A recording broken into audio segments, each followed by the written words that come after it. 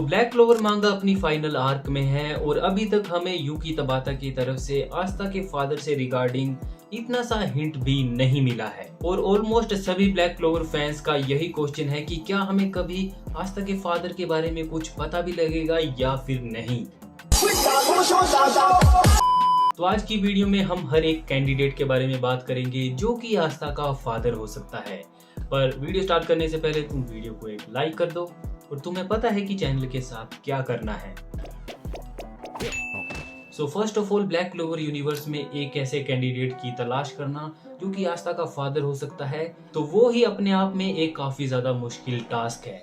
इसके पीछे का रीजन है आस्था की मोम लिचिता, क्योंकि उसका डिफरेंट ही केस है। क्योंकि आस्था की मोम लिचिता के ऊपर एक ऐसा कर्स है जिसकी वजह से वो अपने आसपास के लोगों की लाइफ एनर्जी और माना को सक करती है। तो काफी सारे फैंस इस बात को हल्के में लेते हैं, उन्हें लगता है कि ये हेनरी की तरह है, पर हेनरी बिल्कुल ओपोजिट है।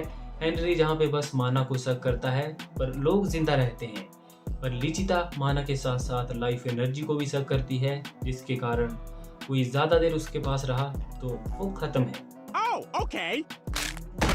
तो अगर हम इस हिसाब से देखें तो जो भी आस्था का फादर होगा या तो वो डेविल होना चाहिए या तो वो गॉड होना चाहिए, और उसके पास मैजिक नहीं होना चाहिए। अगर मैजिक होगा भी तो बहुत ही ज़्यादा क्वांटिटी में होना चाहिए।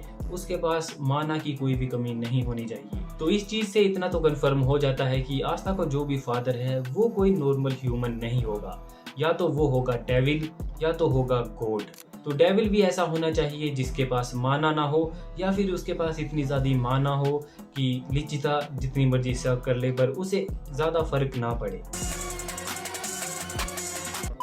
क्योंकि हमें सीरीज में कंफर्म हो चुका है कि लिचिता डेविल की जो लाइफ एनर्जी है उसको सक नहीं करती है। इसी रीजन की वजह से उसके पास लीबे था, और लीबे के पास मैजिक भी नहीं था, तो वो हमेशा के लिए साथ रह सकते थे, पर लूसीफेरो ने रहने नहीं दिया जी। और जो सेकंड कंटेंडर है वो है गॉड। तो ब्लैक क्लोवर में लेटेस्ट चैप्टर के बाद सीरीज में गॉड इंट्रोड्यूस हो चुके हैं। गॉड का जिक्र हुआ है कि जो ग्रिमवाल्स हैं वो गॉड ने एक विजडम के तौर पर ब्लैक क्लोवर यूनिवर्स में भेजी। और तुम्हें तो पता ही है कि लूसीफेरो ने और कितनी ज्यादा यैपिंग की है। और इसके अलावा तुम्हें तो पता ही है कि ब्लैक क्लोवर कितनी ज्यादा हेवली इंस्पायर्ड है क्रिश्चियन माइथोलॉजी और क्रिश्चियन डेविल माइथोलॉजी से। तो मैं इतनी छोटी से तो बोल ही सकता हूँ कि हो सकता है ब्लैक क्लोवर में आगे गॉड को इंट्रोड्यूस करवाया जाए और हमें पता लगे कि जो आस्था है वो गॉड के द्वारा भेजा गया एक बंदा है। और इसके अलावा आस्था का जो करैक्टर है वो जीसस के पैरेलल चलता है, और काफी सारी चीजें सिमिलर हैं, जैसे कि जीसस का मर के वापिस आना, वैसा ही आस्था के साथ हुआ। आस्था की भी डेथ हुई और वो वापिस आया। इसके अलावा उसे भेजा गया है स्पेशली अर्थ को बचाने के लिए। और क्रिश्चियनिटी में हमें ये भी पता लगता है कि जीसस की जो मोम है वो वर्जिन है। According to Christian belief, Jesus' mother, Mary, was a virgin when she conceived Jesus. This is known as the virgin birth of Jesus, and it's a central tenet of Christian faith. The New Testament describes how Mary conceived Jesus through the Holy Spirit while remaining a virgin. तो अगर हम इस हिसाब से देखें तो हो सकता है कि आस्था की मोम भी वर्जिन हो और उसे एक होली तरीके से दिखाया जाए कि आस्था को गॉड्स ने भेजा है, जैसा कि जीसस के साथ था। तो अगर हम डेविल की बात करें तो बस एक ही ऐसा डेविल है जो कि आस्था का फादर हो सकता है, और वो है आस्ट्रोफ।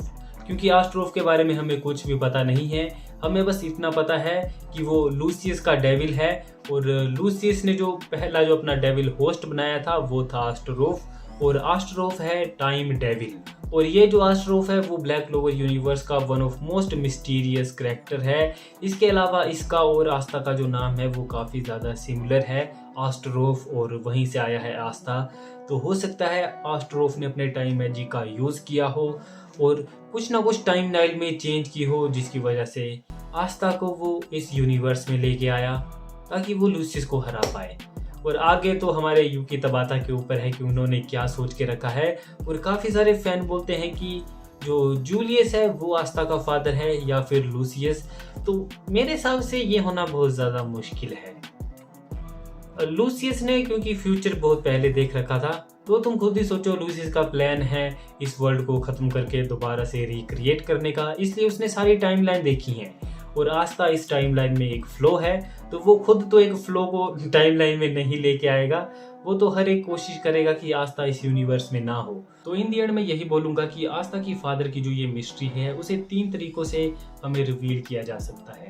पहली कि आस्था का फादर एक डेविड है और वो एस्ट्रोफ भी हो सकता है। दूसरा, आस्था का जो फादर है वो गॉड है और उसे पृथ्वी पे भेजा है। और तीसरा कि आस्था बस गॉड गिफ्टेड है और उसका कोई भी फादर नहीं है।